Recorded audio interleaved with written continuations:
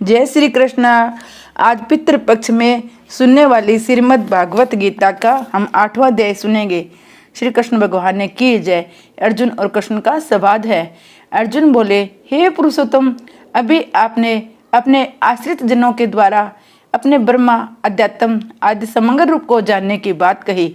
अतः मैं ये पूछना चाहता हूँ कि वे ब्रह्मा क्या है। भगवान बोले, उस परम अक्षर अर्थात निर्गुण निराकार परमात्मा को ही ब्रह्मा कहते हैं। अर्जुन पूछते हैं, वह अध्यात्म क्या है। भगवान कहते हैं, जीवों की सत्ता होने को अध्यात्म ही कहते हैं। अर्जुन पूछते हैं, वह कर्म क्या है। भगवान कहते हैं, महाप्रलय में अपने कर्मों के सहित मुझ में लीन हुए जीवन को महासरंग के आदि में कर्म बल भोग के लिए अपने में से प्रकट कर देना अर्थात शरीरों के साथ विशेष संबंध कर देना ही त्याग रूप कर्म है। अर्जुन पूछते हैं, अधिभूत किसको कहा गया है भगवान। तो भगवान कहते हैं, हे देहधारियों श्रेष्ठ अर्जुन, नष्ट होने वाले मात्र पदार्थ ही अधिभूत है। अर्जुन पूछते हैं, अधिदेव किसको कहा जाता है भगवान।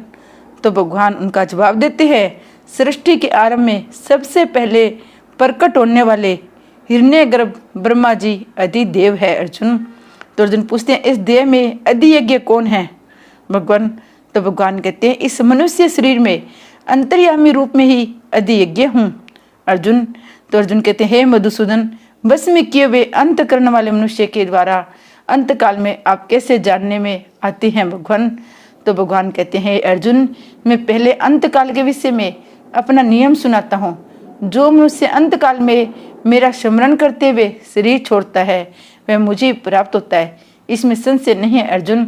अर्जुन कहते हैं, अंत काल में आपका स्मरण करे तो आपको प्राप्त होगा, पर यदि आपका स्मरण न करे तो उनका क्या होगा भगवान कहते हैं, कुंती नंदन, मनुष्य अंत समय में जिस जिस भाव का स्मरण करते हुए शरीर छोड़ता है वह उसी अंत समय भाव से सदा भावित्वा उसी भाव को प्राप्त हो जाता है। अर्जुन पूछते, तो फिर अंत काल में आपके स्मरण के लिए क्या करना चाहिए भगवान कहते हैं, तू अपने मन बुद्धि को मुझ में अर्पण करके सब समय मेरा ही स्मरण कर, प्राप्त करते हुए कर्म भी कर। अर्जुन, इसमें क्या होगा भगवान कहते हैं, तू निसंदेह मुझे ही प्राप्त होगा। अर्जुन कहते हैं, आपके किस स्वरूप का चिंतन करने से नियत आत्मा मनुष्य आपको कैसे प्राप्त कर लेता है भगवान। तो भगवान कहते हैं, मेरे सगुण निराकार और सगुण साकार ये 3 स्वरूप है। इसमें पहले में सगुण निराकार के चिंतन से अपनी प्राप्ति बताता हूँ। हे पार्थ, जो मनुष्य अभ्यास योग से युक्त अन्य चीज से ब्रह्म दिव्य पुरुष का अर्थात मेरे सगुण निराकार स्वरूप का चिंतन करता हुआ शरीर छोड़ता है वह मेरे उसी स्वरूप को प्राप्त हो जाता है। अर्जुन कहते हैं, वह स्वरूप कैसा है भगवान कहते हैं, वह सर्वज्ञ है, सबका आदि है, सब पर शासन करने वाला है, सूक्ष्म से सूक्ष्म है, सबका धारण पोषण करने वाला है, अचिंत्य है, अज्ञान अंधकार से रहित सूर्य की तरह प्रकाश स्वरूप है। ऐसे स्वरूप का जो चिंतन करता है वह भक्ति युक्त मनुष्य अंत काल में योग बल के द्वारा अचल मन से अपने प्राणों को भ्रकुटी के मध्य में अच्छी तरह से स्थापन करके शरीर छोड़ने पर उस परम दिव्य पुरुष को प्राप्त हो जाता है। अर्जुन पूछते हैं, मैंने आपके सगुण निराकार स्वरूप के चिंतन से आपकी प्राप्ति की बात सुन ली भगवान। अब ये बताओ कि निर्गुण निराकार के चिंतन से नियत आत्मा मनुष्य आपको कैसे प्राप्त करता है भगवान।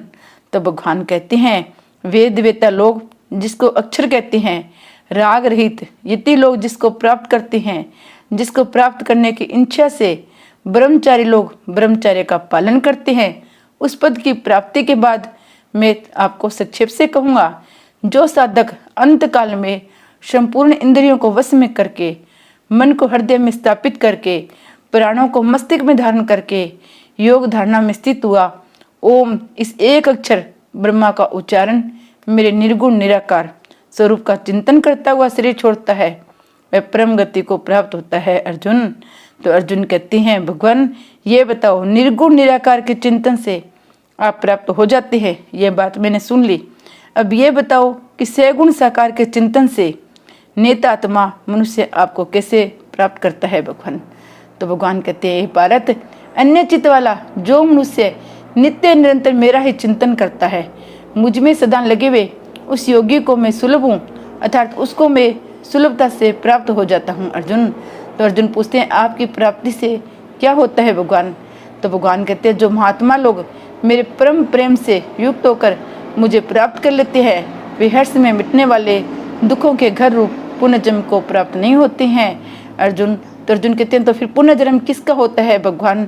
भगवान कहते हैं हे अर्जुन, ब्रह्मलोक तक सभी लोग पुनरावृत्ति है, इसलिए उन लोकों में जाने पर फिर लौट कर आना ही पड़ता है, अर्थात फिर जन्म लेना ही पड़ता है। परंतु हे कौन्ते, मेरी प्राप्ति होने पर फिर जन्म नहीं लेना पड़ता है। अर्जुन, तो अर्जुन कहते हैं वे लोक पुनरावृत्ति क्यों है भगवान? काल की अवधि वाले होने से भगवान कहते हैं। तो अर्जुन वापस पूछते हैं वह काल की अवधि क्या है भगवान? भगवान कहते हैं दिन रात के तत्व को जानने वाले पुरुष ये जानते हैं कि 1000 चतुर्युगी बीतने का ब्रह्मा का एक दिन होता है और 1000 चतुर्युगी बीतने पर ब्रह्मा की एक रात होती है। ब्रह्मा के दिन के आरंभ काल में नींद से ब्रह्मा के जागने पर ब्रह्मा के सूक्ष्म शरीर से संपूर्ण प्राणी प्रकट होते हैं और ब्रह्मा की रात आरंभ काल में ब्रह्मा के सोने पर ब्रह्मा के सूक्ष्म शरीर में संपूर्ण प्राणी लीन हो जाते हैं। अर्जुन, तो अर्जुन पूछते हैं वे प्राणी बार बार क्यों जन्मते मरते हैं भगवान? तो भगवान कहते हैं प्राणियों का समुदाय तो वही रहता है जो कि पहले स्वर्गों में था, पर केवल अपने राग द्वेष युक्त संभाव के परवश होकर वही प्राणी समुदाय बार बार ब्रह्मा के दिन किस में उत्पन्न होता रहता है और ब्रह्मा की रात किस में लीन होता रहता है। अर्जुन, तो अर्जुन पूछते हैं उस अव्यक्त ब्रह्मा के सूक्ष्म शरीर से भी श्रेष्ठ और कोई है क्या जिसका कभी विनाश होता ही न हो? भगवान ये बताओ। तो भगवान उसको बताते हैं हाँ, उस ब्रह्मा से भी पर श्रेष्ठ एक नित्य निरंतर रहने वाला भाव रूप अव्यक्त परमात्मा है जो कि संपूर्ण प्राणियों के नष्ट होने पर भी नष्ट नहीं होता है। उसी को अव्यक्त अक्षर और परम गति कहते हैं था जिसको प्राप्त होने पर जीव फिर लौटकर संसार में नहीं आते, वे मेरे परम धाम स्वरूप ही लीन हो जाते हैं। अर्जुन, तो अर्जुन पूछते उस परम धाम की प्राप्ति कैसे होती है भगवान? भगवान कहते हैं हे पार्थ, जिसके अंतर्गत सब संसार है और जिससे सब संसार व्याप्त है वह परम पुरुष परमात्मा अन्य भक्ति से प्राप्त होता है। अर्जुन, तो अर्जुन कहते हैं संसार का संबंध न रखने से अन्य का संबंध रखने से क्या होता है भगवान? हे अर्जुन, भगवान कहते हैं वापिस से हे अर्जुन, जिस मार्ग से गए वे का अन्य का संबंध न रखने वाले प्राणी फिर लौटकर संसार में नहीं आते हैं, जिस मार्ग से गए वे अन्य का संबंध रखने वाले प्राणी फिर लौटकर संसार में आते हैं, उन दोनों मार्गों को मैं कहूँगा। अर्जुन पूछते हैं वे दोनों मार्ग कौन से हैं भगवान? भगवान कहते हैं जिस मार्ग में प्रकाश स्वरूप अग्नि दिन शुक्ल पक्ष 6 महीने वाले उत्तरायण के अधिपति देवता है, शरीर छोड़कर उस मार्ग से गए वे ब्रह्मवेत्ता लोग ब्रह्मा को प्राप्त हो जाते हैं, अर्थात फिर लौटकर नहीं आते हैं। और जिस मार्ग में धूम रात्रि कृष्ण पक्ष और 6 महीनों वाले दक्षिणायन के अधिपति देवता है, शरीर छोड़कर उस मार्ग से गए वैसे का मनुष्य स्वर्ग आदि ऊंचे लोकों का सुख भोगकर फिर लौट के आते हैं। अर्जुन, तो अर्जुन पूछते हैं ये दोनों मार्ग कब से शुरू हुए हैं भगवान?